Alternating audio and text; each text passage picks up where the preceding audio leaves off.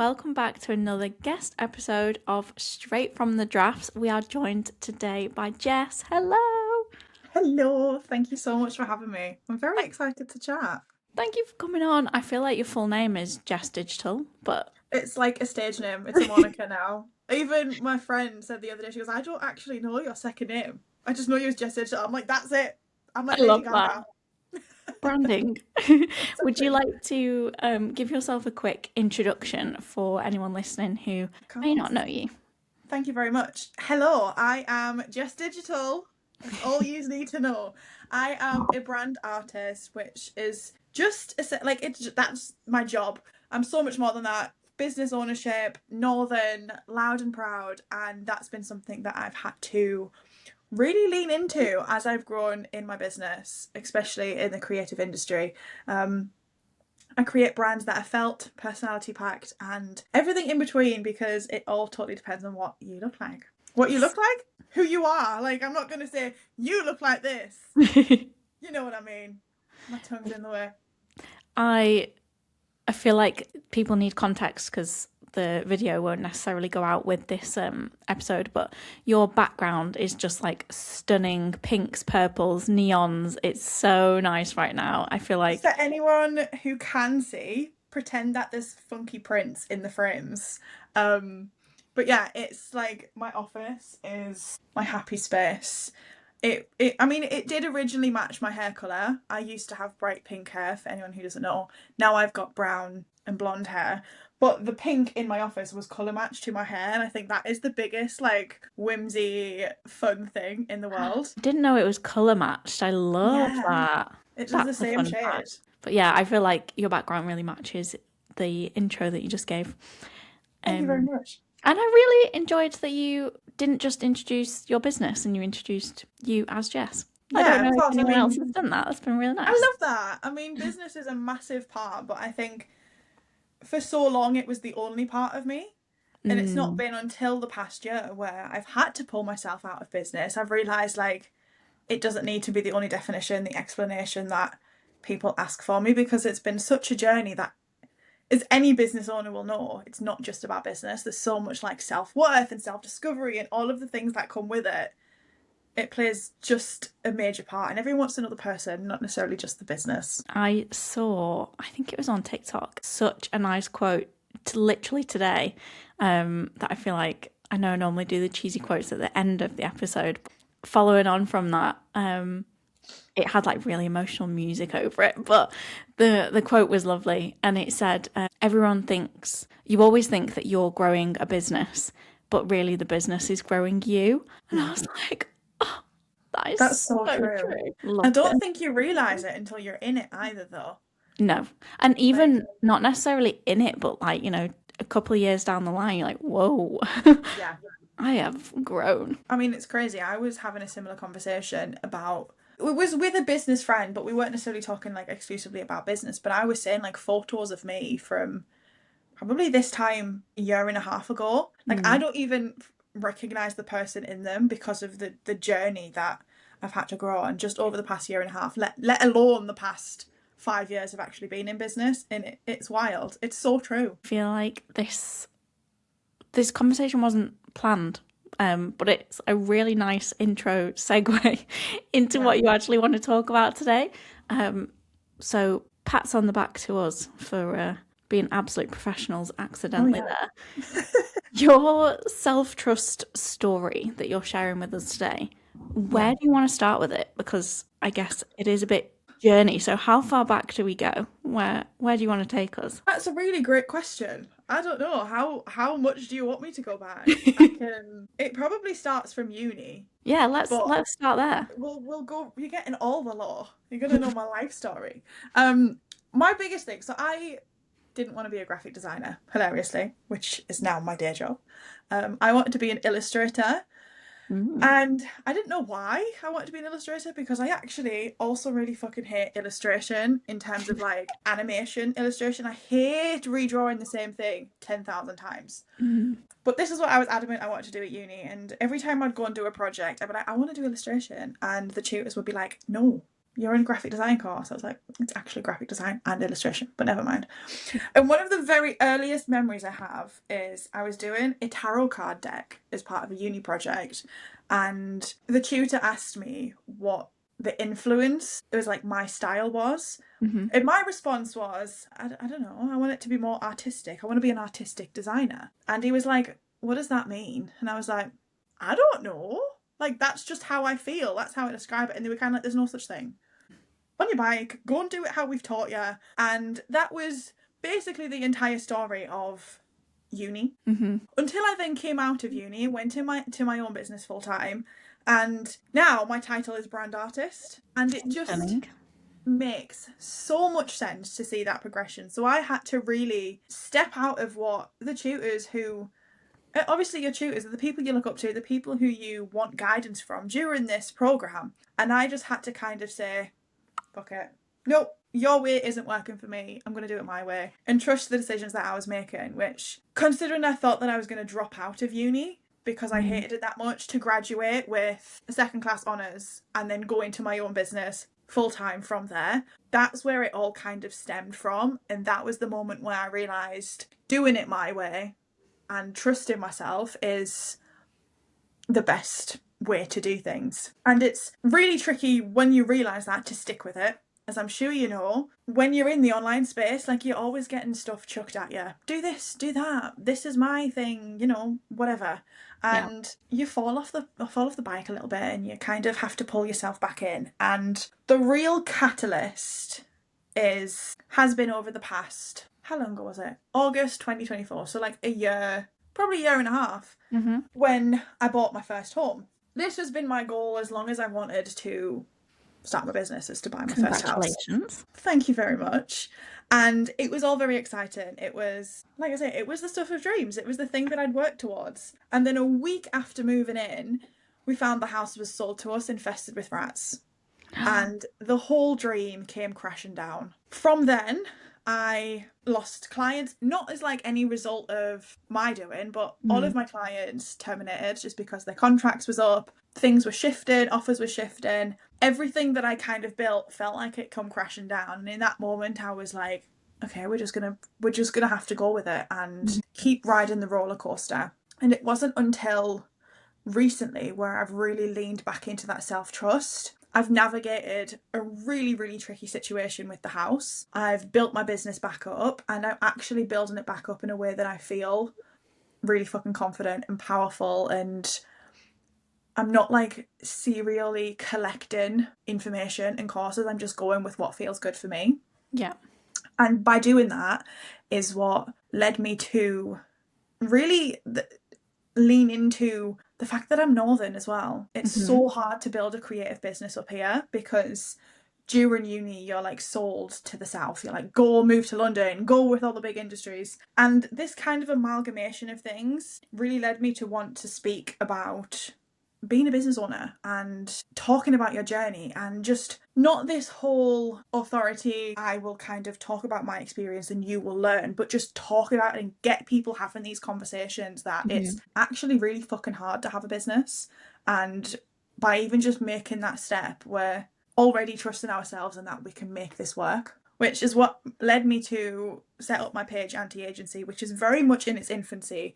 And there is so many exciting routes that it could go down, but it's just talking about being a business owner. And, you know, maybe sometimes, I don't know, you have a really crappy month and you make no money, and that doesn't mean you're a failure. It's just all of the things that we need to talk about more. And it's all come from me just doing the damn thing. Whether people say it's a good idea or not, it's all about the self-trust and sharing that online. I feel like there's so many things to dip into here because we went all the way back to uni. First of all, I'm gonna try and do this in order, but who knows where this will take us. Go for it. It always, I was gonna say it always surprises me, but I think maybe disappoints is more the accurate word at this point because I've heard it so much it's no longer surprising. But it's so frustrating, isn't it, that creative subjects in a sort of like college uni setting are done in such a way that just absolutely kill the joy of it and kill the it's no longer about being individual and creative. It's about following a curriculum and a process, and it's such a shame Because, like, thank goodness you didn't drop out and you know, saw it through to the end and still had the passion left at the end to go your own way. Yeah. But it could have completely tipped you away from a creative career. I mean, for a long time, I was trying to do VA, social media manager, because I'm very much a sponge. Anything I can take it all in. Like, I'm a multi-passionate. I think many other business owners are. And I was very much in denial about offering design services. But since day one, that's the only thing people have ever bought off me. Even when I was offering social media services or whatever, people wanted my design. So I think it's very telling that I pulled away from it, but people only wanted it, and it was all because I was told to do things a certain way, have a very specific process. You had to do it X, Y, and Z. You couldn't just follow with the artistic and the more emotional side of it, which is the best part of what I do now. Do you think the leaning away from graphic design came from, did you feel like graphic design was more sort of like corporate and structured than illustration? And I know like the brands that you work with now are the opposite of that, so I suppose it's sort of healed that for you. Yeah, no, definitely. I think the illustration thing was like an active rebellion, because illustration is art. Yeah. I mean, all of it is art. Like, but if we're going to really get into like the teeth of it, but the teeth of it, get your. I don't know. I like the phrase. I'm not. Yeah. I've never heard it before, but why not? Yeah, if we're really going to get our teeth into it, like, it is an art. But illustration was the more traditional art of it, whereas the design was pushed to be very scientific. I mean, that's what I wrote my dissertation on, is graphic design an art or a science? Where did you land? I can't remember. It's always the way with dissertations, isn't it? You're like, I don't know. I do think I pushed that it was more of an art. Yeah. But I can't say that with my chest. Maybe if anyone is listening who also has opinions, I'd love to hear other people's perspective. And I do think it would be like based off how you do it as a designer. But yeah, I honestly can't remember what side I drew up on. It was more just a case of, by that point, I think I checked out. It was just get it done so I can go into doing my own thing. Do you see it as an art form now? Completely, yeah. There is definitely more numerical, technical bits that have to be considered, but it's a fine art even so with that in mind, because there's so many nuances to creating good design. So that was just my little soapbox moment about creative subjects at uni. Moving through to setting up the business and then not moving into this new chapter, but I suppose it's just a second book rather than a new chapter of the same one. They're running together. I think it sounds like you are facilitating conversations that kind of are maybe happening behind the scenes anyway. Like, everyone's having these worries individually, and now it's about bringing people together to let's just worry together and kind of make, reassure everyone that we're feeling like everything that we're feeling is normal. Completely. I mean, a problem shared is a problem halved. So yeah, why can't that apply to business as well? Where would you love to see that go in terms of like the spaces that you're facilitating, I guess? So already anti-agency, for all it's not directly related, it's the kind of notion of it and the conversations that I've had with business friends has already turned into hosting networking for women in the Northeast, which is called Out of Office. And it's not networking in like going to a room and chatting with people. It's going to the beach and doing a sea dip, or just going for a walk in the pissing down rain and chatting about whatever it is that comes up. And already in that, it's grew legs and helped create that. So even if anti-agency itself isn't going to develop into anything, the notion that of just having these conversations has already grew. I would love nothing more than my studio to be like a flagship and to be able to encourage other people who maybe were like me in uni years ago that they don't have to move down south. They are very capable to set up on their own and do these things themselves. And I know it's kind of it's becoming quite a common discourse in the design space at the minute of agencies and studio owners, is that kind of what we've all been pushed into. And it's all people who are of very similar age having these same conversations, saying that it's kind of what people have been pushed into previously, and it's only just now that we're starting to pull from that. But I think that's kind of synonymous with the online business world as well. Like we're 5 years in now. It really took off during COVID. We're 5 years in. People are starting to wake up, and there's a lot of changes happening. So I think to be on that side of change, of people to be encouraging people to, just share these things about business wherever it is, have those conversations. If things are hard, you're not kind of admitting defeat by admitting that. If anything, people are going to be connecting with that on a deeper level. So in terms of where it actually is going, I don't know right now. And equally, it doesn't have to go anywhere as long as it's creating conversations like this. Yeah, I love that. And it's so refreshing as well to kind of tell people that they don't have to grow what they've got. I think there's so many conversations and narrative in the online world that like success is a higher income milestone or more followers, or it's just more. Whereas this feels like going sideways instead of going up. Like, okay, well, let's take away the things that you're doing right now that you don't love, or why don't you add this bit of joy back into your life rather than work. And that is definitely a conversation that we need to be having more of. Yeah.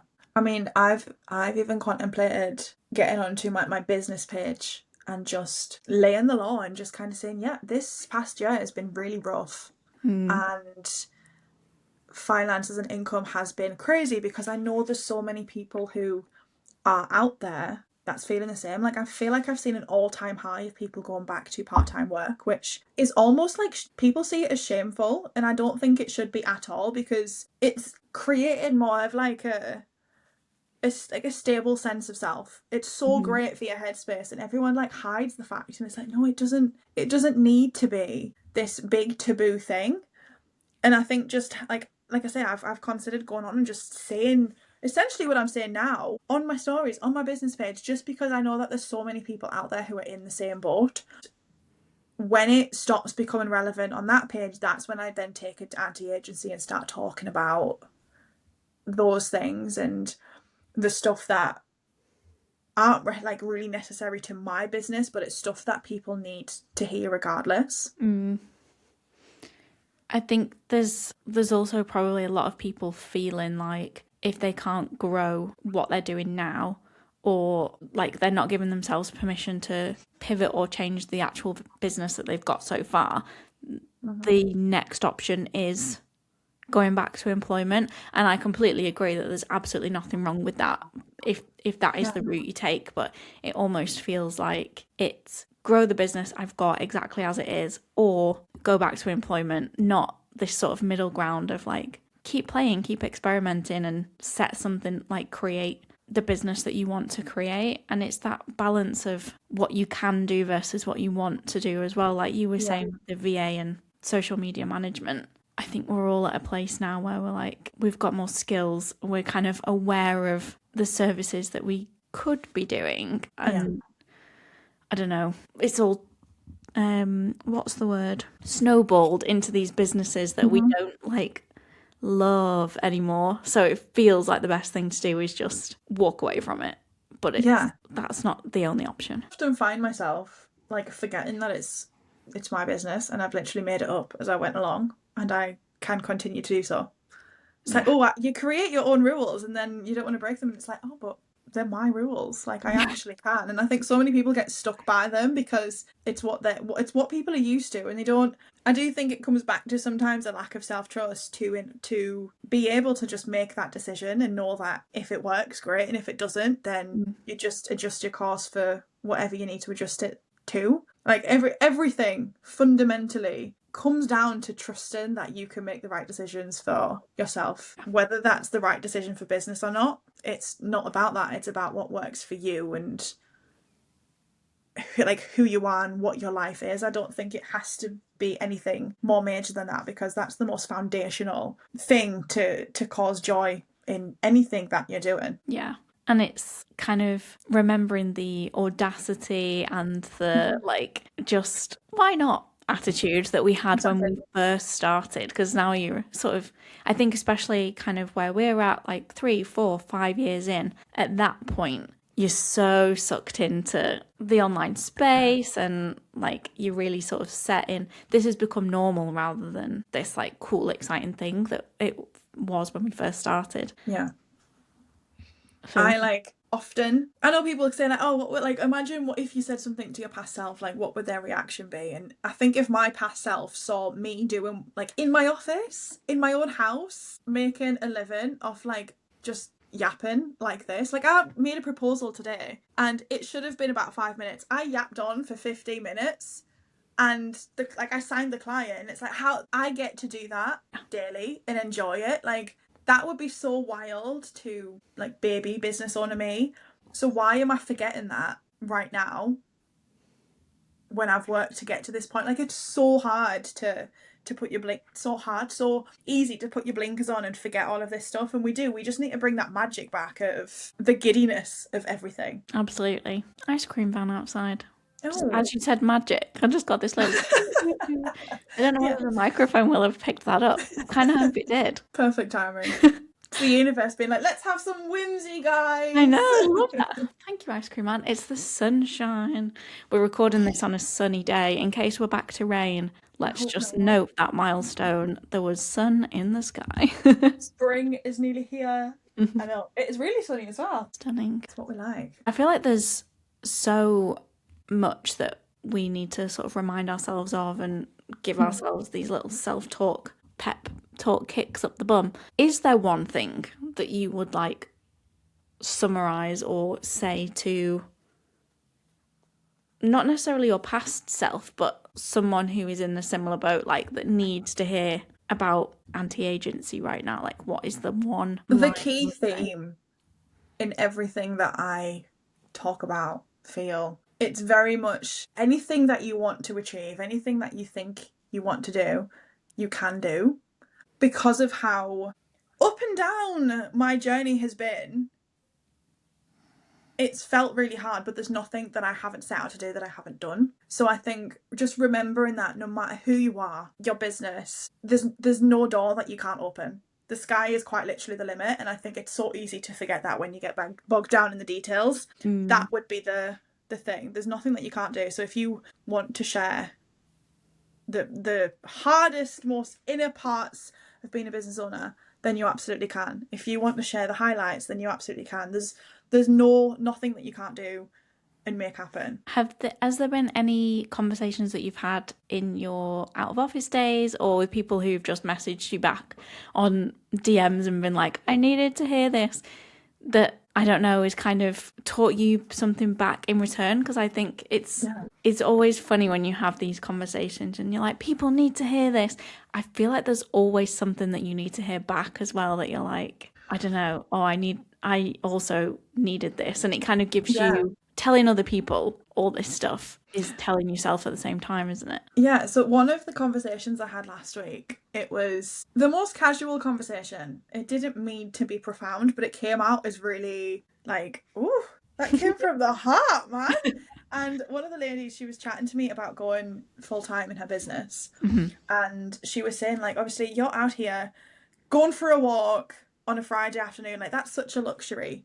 And I was yeah, it is a luxury. And she goes, how do you manage to do that with all of the work you've got on? And I was well, really, it's a luxury, but also it's the bare minimum when you've built a business to support being able to go for a walk on a Friday afternoon. And what I was saying is that for most, it is a luxury. For myself, the luxury isn't going on the walk. It's being able to switch off and step away from my laptop without the insane guilt that comes with it of just going on this walk. And I was saying, yes, it's a luxury for some, but the hardest part is taking yourself out and stepping away and saying, no, I need to prioritise this time and myself, that I need to go out for this walk because I'm not going to do anything productive when I'm sat at my screen for 6 hours straight. And just having that conversation, when I heard myself talking, I was like, oh my God. Like that was a really good reminder to myself when I Mm. was like helping someone else that, yeah, it's up here that's the hard part. It's not actually taking yourself out and going on the walk and setting the hours. It's having the boundaries and trusting that by going on this walk, you're doing something good for yourself when you're not actually like, oh my God, I'm going to let myself get behind. And that was a really, like, that was one of the moments where I was totally like, oh no, like just chatting. And then after I finished, I was like, oh, that was deep. I needed to hear that from myself. Yeah, it came out somewhere. Just It's talking like to me. clearly there is that subconscious belief and trust that going out for the walk is the right thing to do and is what you need in that moment because it came out as advice.